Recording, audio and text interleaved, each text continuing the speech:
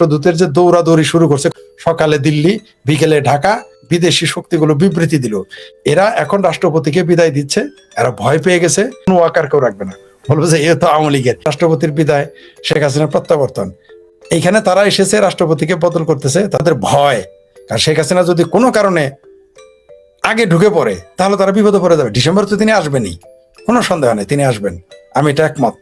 যে যাই বলুক আমি একমত, তিনি বলে ফেলেছেন তিনি আসবেন। বাংলাদেশের জনগণই আওয়ামী লীগকে নিয়ে আসবে এবং আওয়ামী লীগ জনগণের জন্য ফিরে আসবে। কারণ বাংলাদেশে মাছ যেমন পানি ছাড়া বাঁচে না, বাংলাদেশ আওয়ামী লীগও জনগণ ছাড়া বাঁচবে না, জনগণ আওয়ামী লীগ ছাড়া বাঁচবে না, এটা প্রমাণিত হয়ে গেছে। আসলে আপনি যে প্রশ্নটা করলেন, এদের ভীতিটা ওইখানেই ছিল। ভীতি ছিল যে জননেত্রী শেখ হাসিনা তো বলে দিয়েছেন আমি ডিসেম্বরে আসতেছি। এটা বলার পরে তিনি তো এক ঢিলে 4 পাখি মেরে দিয়েছেন। আমরা কিন্তু সারা জীবন শুনেছি মানুষ এক ঢিলে 1 পাখি, 2 পাখি, 3 পাখি মারে, সর্বোচ্চ 2 পাখি। কিন্তু জননেত্রী শেখ হাসিনা কিন্তু এক ঢিলে 4-5 পাখি মেরে ফেলেছেন। তাদের এই ভীতিটা কাজ করতেছিল। আমার মনে হয় তারা বুঝে ফেলেছে যদি তিনি এসে ঘোষণা করে ফেলেন, যদি তিনি বলে ফেলেন যে প্রেসিডেন্ট তো আমার, প্রেসিডেন্ট আমার, প্রধানমন্ত্রী আমি ছিলাম, এই ভীতিটা তাদের ভিতরে যে কাজ করেছে এটা সুস্পষ্ট। কারণ নইলে যেভাবে তিনি ছিলেন ছাত্রলীগ নেতা, তিনি ছিলেন মুক্তিযোদ্ধা, তিনি আওয়ামী লীগের প্রতি নিবেদিত ছিলেন, তাকে যে কোনো ভাবে হোক, তারা ভয় দেখিয়ে হোক, বায়াস করুক, যেভাবে তাদের পক্ষে নিয়ে নিয়েছে। কিন্তু এখন তাদের ভয় যদি কোনো কারণে তিনি একটু উল্টে যান, একটু যদি ভিন্ন রকম কথা বলেন, জননেত্রী শেখ হাসিনা ডিসেম্বরে এসে বলেন যে আমার প্রেসিডেন্টের দায়িত্ব সামলেছে, বীরেন চলেন, আমরা দেশে তো আমরাই আছি, এই কথা যদি বলে ফেলে, এই ভয়ে ডক্টর বীরেনদের নিয়ে যদি তিনি বলে ফেলেন এ দেশটা তো আমারই, আমি সরকারে আছি, এই একটা ভীতি তাদের কাজ করেছে। বা আপনি ডক্টর শ্রী বীরেন শিকদার এসে যদি বলেন প্রেসিডেন্ট তো আমাদের সরকারের, আমরাই ক্ষমতায় আছি, তুমি কেবে, বা এই কথা যদি বলে ফেলেন, তাহলে তো তাদের এই তাদের তো তাসের ঘর উড়ে যাবে। এই ভয়ে তারা আসলে 2টা কারণ ছিল। একটা হলো তাদের হয়তো খায়েশ জেগেছে যে আওয়ামী লীগের দ্বারা রেখে যাওয়া একজন প্রেসিডেন্ট রাষ্ট্রপতিকে কিভাবে মেনে নিব, এই ব্যাপারে তাদের একটা পেইন ছিল। পাশাপাশি তারা ভয়ে আছে যেহেতু ঘোষণা দিয়ে ফেলেছে। আর আপনি আজকে আমাদের আরো স্পষ্ট করলেন যে একসাথে সারা বাংলাদেশের, সারা পৃথিবীর, বাংলাদেশ থেকে যারা চলে যেতে বাধ্য হয়েছিল এবং যারা আগে থেকেও ছিল, তারা সকলে চলে আসবেন। আপনার হুমকিও কিন্তু কম কাজে দিবে না। আজকে যেটা আপনি বললেন এটাকে কিন্তু তারা হুমকি হিসেবে নেবে। আমরা জানি উপরে উপরে যতই বলুক যে না না আওয়ামী লীগের নেতারা আসবে না, পতিত সরকার আর কোনোদিন আসে না। আর আপনি শুরু মাঝখানে একটা কথা বলেছেন, জননেত্রী শেখ হাসিনা সারা জীবন এরা বললো যে এরা 18 মাস যাবৎ 22 মাস যাবৎ বলতেছিল যে তাকে ধরে আনবে, জেলে দিবে, ফাঁসি দিবে, হ্যান করবে, ত্যান করবে। কিন্তু যেই না ঘোষণা দিয়েছে এখন বলে শেখ হাসিনাকে বাংলাদেশে ঢুকতে দেওয়া হবে না, মানে গণেশ উল্টে গেছে। ঠিক উল্টো হয়ে গেছে।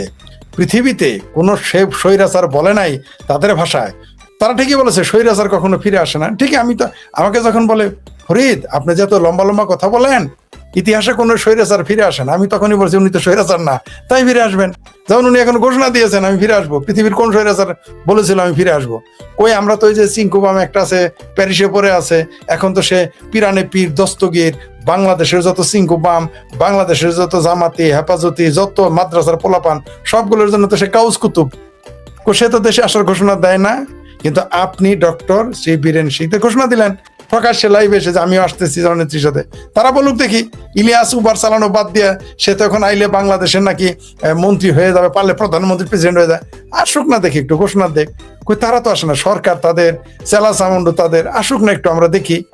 মানে আমিও চেয়েছিলাম জননেত্রী শেখ হাসিনা একটা ঘোষণা দিক, এরা আর্মি ছাড়া চলতে পারে না। তো এর মাধ্যমে কি বোঝায়?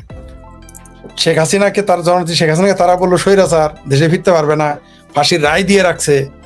তিনি বলতেছেন আমি আসবো, তিনি তো ভয় পাচ্ছেন, তিনি তো বলেন নাই আমি আর্মি নিয়ে আসতেছি, নেটো বাহিনী নিয়ে আসতেছি, বলেন নাই তো।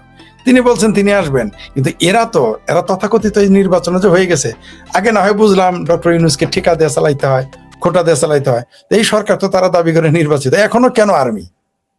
এখনো কেন আর্মি? এটা তো আমার বোধে আসে না। পৃথিবীর কোন গণতান্ত্রিক দেশ, কোন নির্বাচিত সরকার যে শুরুর দিন থেকে এখন পর্যন্ত 4 মাস 5 মাস যাবে তারপরেও তার সেনাবাহিনী ছাড়া চলতে পারে না? এতই তো বোঝা যায় কারা ফ্যাসিস্ট আর কারা আর্টিস্ট। বাংলাদেশের সবচেয়ে বৃহত্তর ছাত্র সংগঠন ছাত্রলীগ নিষিদ্ধ করে, বাংলাদেশের সবচেয়ে বৃহত্তর দল, যেখানে বাংলাদেশে এমন কোনো গ্রামের অলি গলি নাই মেঠো পথ নাই যেখানে আওয়ামী লীগ পাওয়া যায় না। আপনি আওয়ামী লীগ পছন্দ করেন বা না করেন, কেউ আওয়ামী লীগ পছন্দ করুক না করুক সেটা তার ব্যক্তিগত ব্যাপার, কিন্তু যারা পছন্দ করে হাটে মাঠে ঘাটে তাদের বক্তব্য কি? আমরা তো তাদের কাছে যাইনি, তাদের কথা তো শুনিনি। এরা ভোট তো দিতেই দেয় নাই। আপনারা এটাও শুনেছেন যে স্থানীয় নির্বাচনে আওয়ামী লীগের লোকদের নির্বাচন করতে দিবে না। তার মানে কি? তাদের এত ভয়, এত ভীতি যে নিষিদ্ধ করেও তারা ক্ষান্ত থাকে না যে তারা এই দলের স্থানীয় নির্বাচনে অংশগ্রহণ করতে দিবে না। আরে ভাই, এরা তো মাঠেই নাই, তারপরও তোমাদের এত ভয়, তাহলে মাঠে আসলে কি হবে? আমাদের ডক্টর বীরেন স্যার যেটা বললেন, শিকদার যেটা বললেন যে তিনি আসবেন এই বাংলাদেশে, আসতে হবেই। কেন আসতে হবে জানেন? জনগণের জন্য। কারণ জনগণ বুঝতে পেরেছে যে শেখ হাসিনা ছাড়া চলবে না। বাংলাদেশের আওয়ামী লীগের ওই যে 17 বছর এবং আগের 5 বছর, একটা মানুষের, একটা দলের এত বছর, 22 বছর 25 বছর ক্ষমতায় থাকলে ত্রুটি থাকবেই। আমরা বলছি না যে আওয়ামী লীগ তুলসী পাতায় ধোয়া, কিন্তু আওয়ামী লীগ এটাও প্রমাণ করে দিয়েছে, যত সমালোচনায় আওয়ামী লীগের আমরা করি বা কেউ করুক, যে বাংলাদেশ আওয়ামী লীগের কাছে এই দেশের জনগণের অর্থনীতি, গণতন্ত্র, মান সম্মান, সম্ভ্রম, আইন আদালত সবকিছুই নিরাপদ। যে যত কথাই বলি, আবারও বলছি, অনেকেই বলবে যে আমি তো বললাম যে তাদের কি কোনো ভুল নাই। ভুল আছে মানে আমাকে এখন ইদানিং দেখি অনেকেই লিখে মেসেজে, আপনি তো আওয়ামী লীগের ভুল চোখে দেখেন না। হ্যাঁ, ভুল আছে। ভুল হইলো প্রথম জামাত নিষিদ্ধ না করা, তখন দেখি তাদের মুখ শুকে যায়। হ্যাঁ, জামাত নিষিদ্ধ, কারণ কি বলতো তখন? আমরা কিন্তু এই জামাত নিষিদ্ধ করতে চেয়েছিলাম, বলেছিলাম গণজাগরণ মঞ্চের পক্ষ থেকে। আমরা বারবার আওয়ামী লীগ সরকারকে বলেছিলাম। তখন কিছু কিছু লোক বলেছিল না, আওয়ামী লীগ গণতান্ত্রিক দল, কোন গণতান্ত্রিক দল নিষিদ্ধ করার পক্ষে না। এই যুক্তি যখন দিয়েছে আমরা কথা বলতে পারি নাই, কারণ এটা তো সত্যি, গণতান্ত্রিক রাষ্ট্রে একটা গণতান্ত্রিক দল নিষিদ্ধ হয় না, দলকে নিষিদ্ধ করা যায় না। তাদের যদি শাস্তি হয় সেটা আমরা দিচ্ছি, আমাদের দিব, এটা বলেছে। কিন্তু জামাত এসে কিন্তু একটু আর ভুল করে নাই, আসার সাথে সাথে বাংলাদেশের সবচেয়ে বড় দলটি নিষিদ্ধ করলো। এটা করাতে ভালো করেছে, আগামীতে যাতে আমাদের ডক্টর বীরেন শিকদাররা এসে আমাদের যেটা আগের দাবি ছিল, সেই দাবি যে স্বাধীনতা বিরোধী দলকে আপনারা দয়া করে এবার নিষিদ্ধ করবেন, সমূলে তাদের নিষিদ্ধ করে দিবেন, এইবার অন্তত ওই যুক্তিটা দিবেন। এটা আপনার কাছে আমি অগ্রিম আবেদন রেখে দিলাম, আপনার সরকারকে আপনি এটা বলবেন।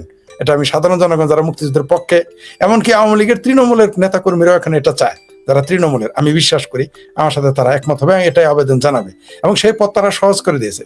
সবচেয়ে হাস্যকর ব্যাপার যে কোথাকার কোন নামই ভুলে গেছি, যে আবু সাইদ নাকি কি যেন নাম, ওই যে শিবিরের যে সুইসাইড স্কোয়াডের সদস্য ছিল রংপুরের, তার ছবি পাসপোর্টে দিবে। দেশটা কোন দিকে যাচ্ছে?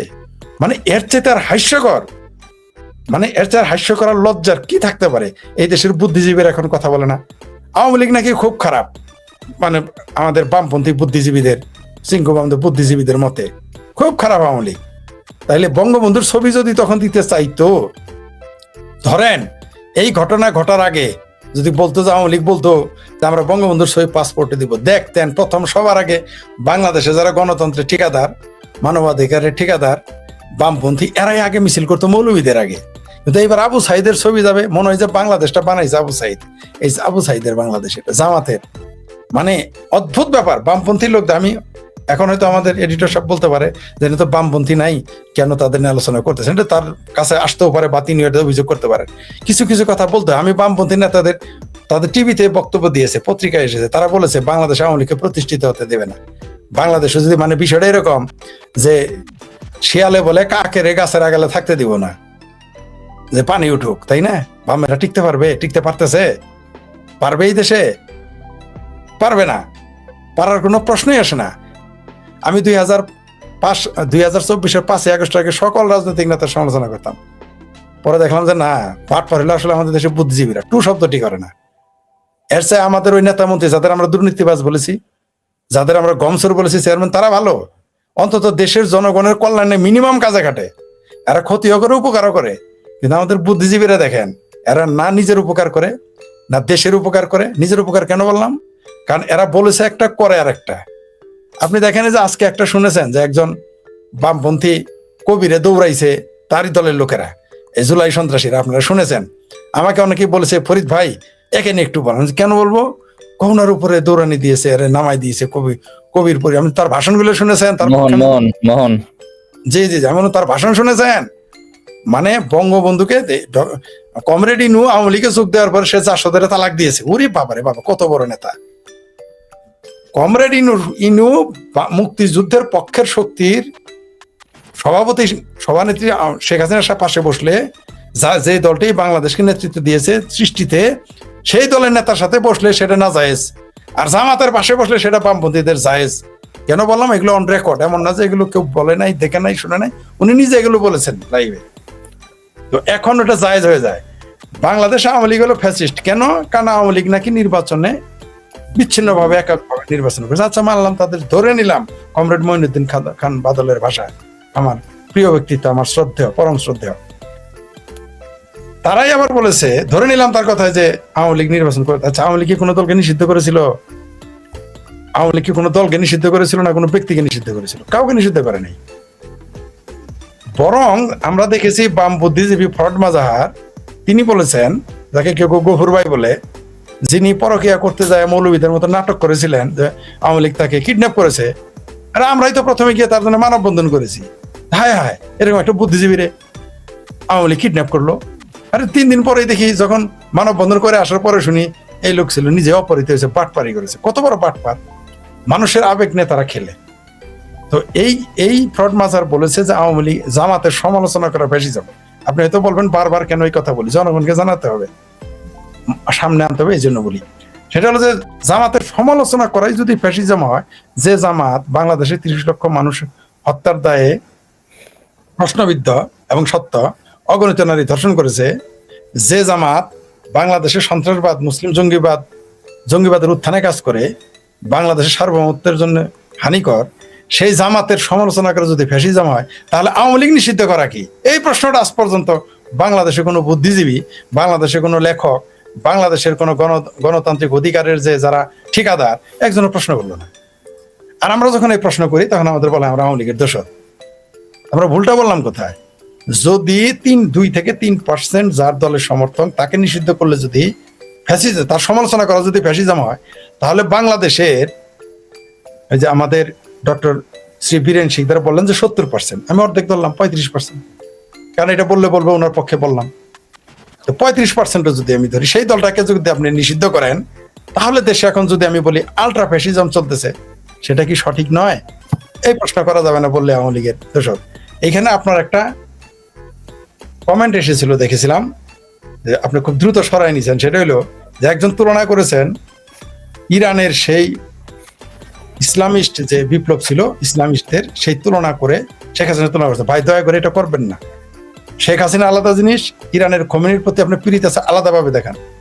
ওই দেশটা অগণতান্ত্রিক ছিল, আলট্রা ফ্যাসিস্ট, আর শেখ হাসিনা ছিল একটা গণতান্ত্রিক রাষ্ট্রীয় সরকার। এটাকে কম্পেয়ার করবেন না, দয়া করে। অনেকে আওয়ামী লীগেও একটু ভুল করে ফেলেন, সেটা আবেগে করেন, ধর্মীয় টান থেকে। এটা দয়া করে এখানে করবেন না, তাহলে সেটা মানুষ বিভ্রান্ত হবে।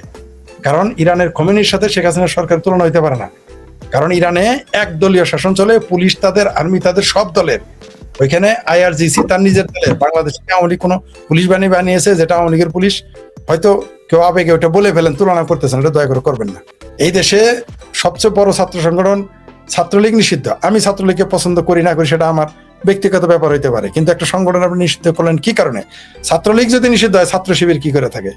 আপনি 2000, প্রথমে বললো 2000, তারপরে বললো 1500, তারপরে দেখলাম এখন তারাই বলতেছে 835-এর উপরে তারা নাকি কি শহীদ, আর নাকি শহীদের তালিকা খুঁজে পায় না।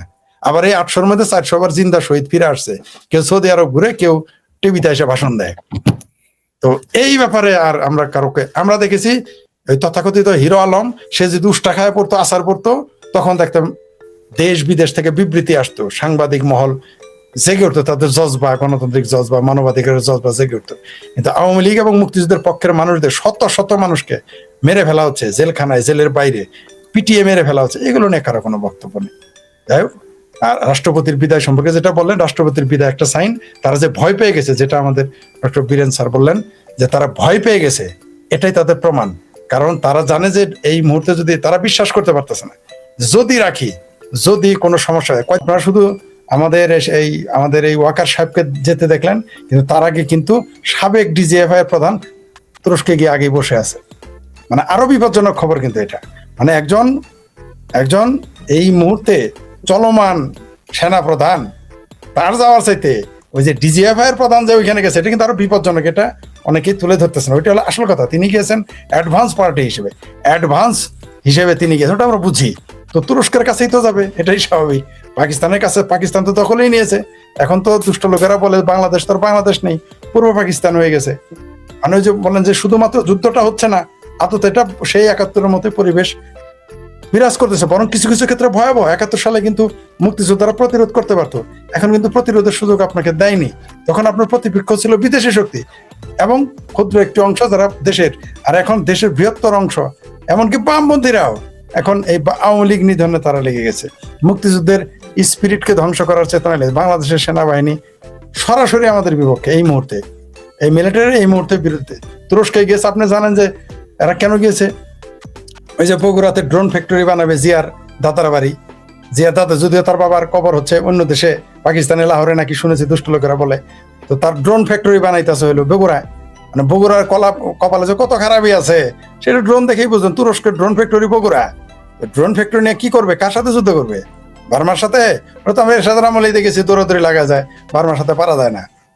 ভারতের সাথে ড্রোন দিয়ে তুরস্কের কাজ কি? ড্রোন আনো, একটা ঝামেলা বাজাও, সেখানে পরে সে পাউরুটি ভাগ করে খাবে।